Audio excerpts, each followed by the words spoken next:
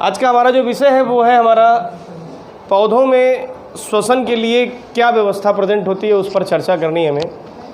तो पौधों में जो श्वसन की व्यवस्था है भाई, उनके पास हमारी तरह नॉस्ट्रिल्स, नाक जैसे छेद तो है नहीं, तो आखिर वो गैसियस एक्सचेंज कैसे करेंगे।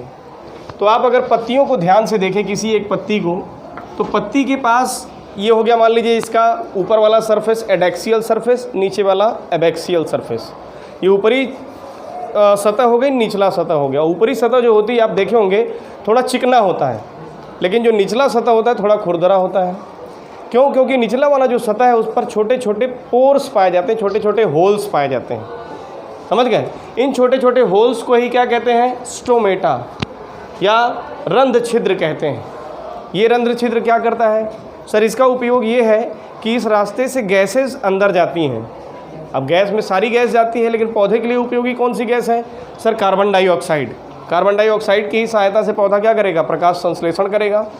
तो उस रास्ते से, इसी रास्ते से क्या करता है पौधा? कार्बन डाइऑक्साइड गैस लेता है। लेकिन जब ये छिद्र खुलेगा तो ज़रूरी नहीं कि सिर्फ और सिर्फ कार्बन डाइऑक्साइड गैस ही आए अंदर, ज़रूरी नहीं कि सिर्फ हवा ही अंदर आए। इसके पास जो वाटर वेपर्स या जो पानी इकट्ठा होकर के रखा है वो वेपर बन करके भी इस रास्ते से क्या हो जाता है? बाहर की तरफ उड़ जाता है।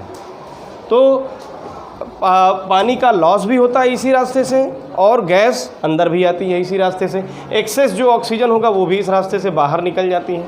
तो कार्बन डाइऑक्साइड का अंदर आना और ऑक्सीजन का बाहर निकलना, साथ ही साथ वाटर वेपर का भी बाहर निकलना, ये सब स्टोमेटा नामक छिद्र से होता है। अब सवाल उठता है कि ये खुलता और बंद कैसे होता है?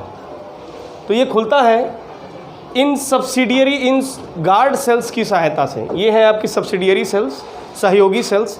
सहयोगी सेल्स से पानी आता है इन गार्ड सेल में। जैसे मान लीजिए एक बलून जैसा स्ट्रक्चर है ये, मान लीजिए ये क्या है? एक बलून है और बिल्कुल बलून आपस में चिपका हुआ है। लेकिन अगर इस बलून का रियल शेप जो है वो इस तरह का है, तो जब इस बलून में पानी भर जाएगा तो ये अपने रियल शेप में आ जाएगा। और जैसे ही अपने रियल शेप में आएगा आपको बीच में होल दिखाई देगा, छिद्र दिखाई देगा। इस तरह के पोर्स बन जाते हैं और इन्हीं पोर्स से क्या हो जाता है? गैसियस एक्सचेंज और वाटर वेपर का एक्सचेंज हो जाता है। तो ये हो गया आपके स्टोमेटा के स्ट्रक्चर के बारे में। कई बार पूछा जाता है। इसकी जो अंदरूनी दीवारें होती हैं ये थोड़ी नेचर में मोटी होती हैं, और जो बाहर की दीवार होती है वो क्या होती है?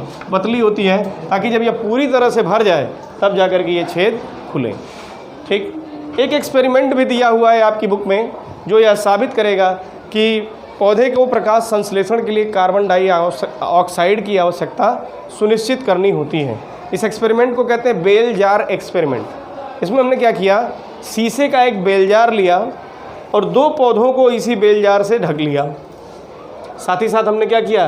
किनारों किनारों पर वैसलीन लगा करके इस पॉट को, इस पौधे को हमने क्या कर लिया? पूरी तरह से सील कर दिया। एक आप बेलजार में देख रहे होंगे कि यहाँ पर जो बाउल रखा हुआ है या जो वॉच ग्लास रखी है, इसमें कोई भी सामान नहीं है, लेकिन यहाँ पर वॉच ग्लास में क्या रखा गया?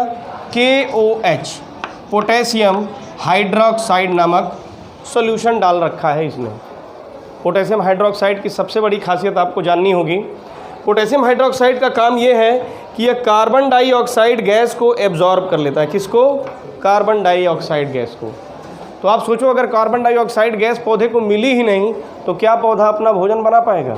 कतई नहीं। वही हुआ यहाँ पर क्या हुआ? इसमें KOH रख रखा था, जिसकी वजह से यहाँ पर जितनी भी कार्बन डाइऑक्साइड थी ये सब एब्जॉर्ब होकर के पोटेशियम हाइड्रोक्साइड के अंदर चली गई।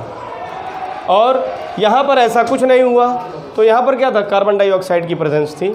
कुछ समय के बाद जब बेलजार हटाया गया तो देखा गया कि इसकी पत्तियों में स्टार्च की मात्रा यानी मंड की मात्रा कम बनी हुई थी या नहीं बनी हुई थी, जबकि यहाँ पर क्या था? स्टार्च की मात्रा ज़बरदस्त थी या पर्याप्त थी।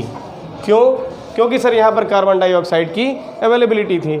तो इस एक्सपेरिमेंट की सहायता से यह साबित हो गया कि पौधे को प्रकाश संश्लेषण के लिए कार्बन डाइऑक्साइड गैस की आवश्यकता होती है।